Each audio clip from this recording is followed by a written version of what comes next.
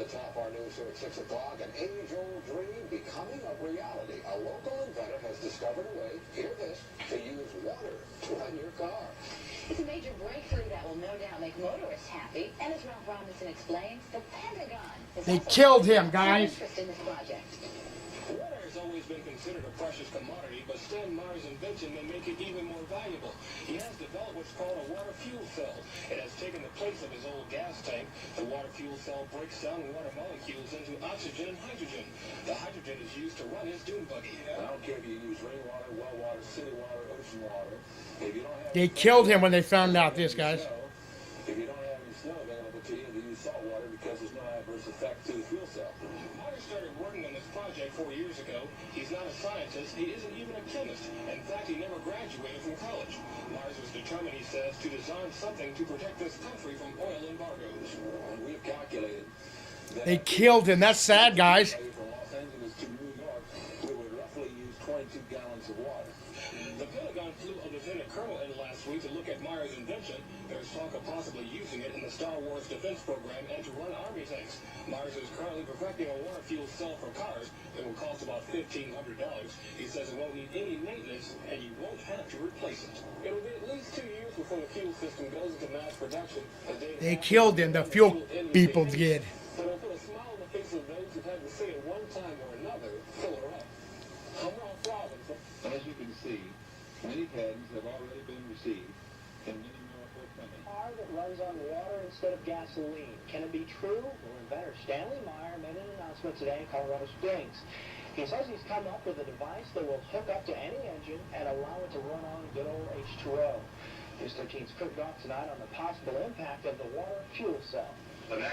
Stanley Meyer says the answer to dependence on foreign oil lies all around us. They killed him, too. Tap water and rainwater.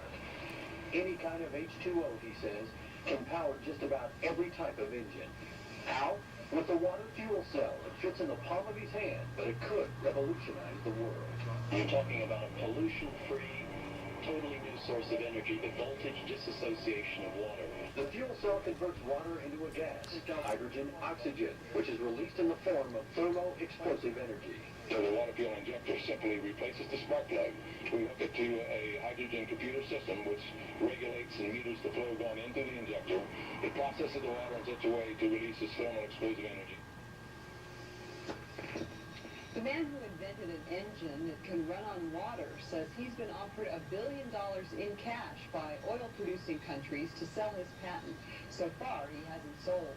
Environmental specialist Jan Porter talked to the inventor, who thinks that the U.S. auto industry could produce cars that run on water now if they wanted to.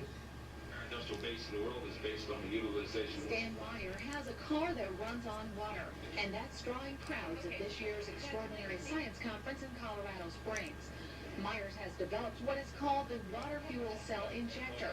The injector breaks down the water molecule into hydrogen and oxygen, and the hydrogen is what powers the car.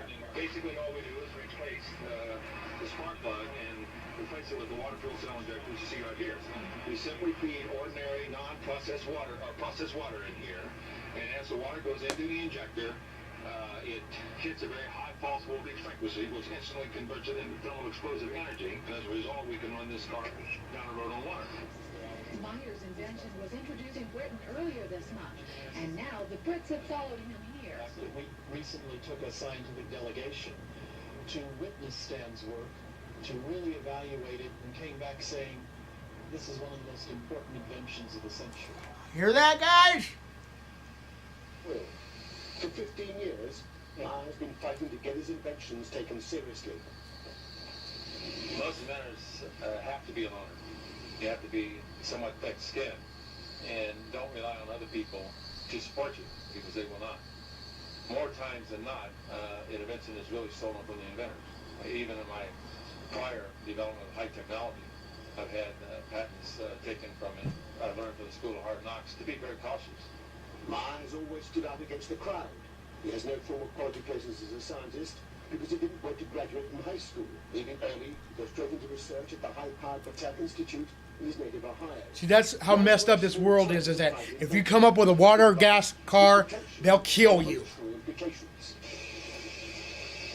There's nothing startling about a machine that can extract the hydrogen from water. What is highly unusual is that it should do so with ordinary tap water. The conventional method is called electrolysis. Meyer has turned that process on its head.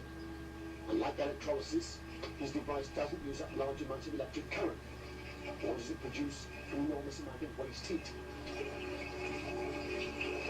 For 20 years, he has been refining a method to fracture water, which produces vast amounts of hydrogen on demand.